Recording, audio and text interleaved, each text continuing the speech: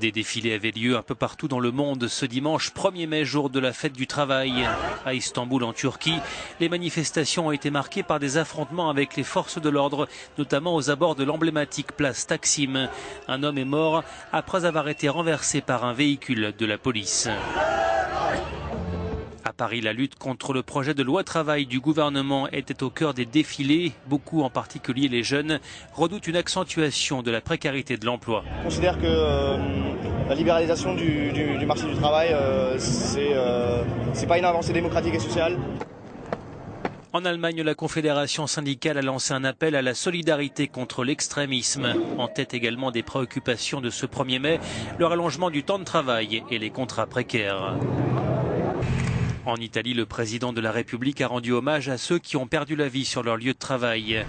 Par ailleurs, le concert traditionnel à Rome était dédié à la mémoire de Giulio Regeni, l'étudiant italien assassiné en Égypte.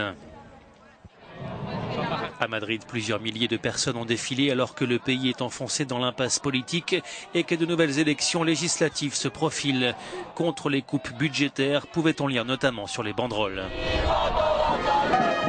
Enfin, à Moscou, près de 100 000 personnes ont participé à une grande parade sur la place Rouge, dans le cortège notamment des nostalgiques de l'Union soviétique.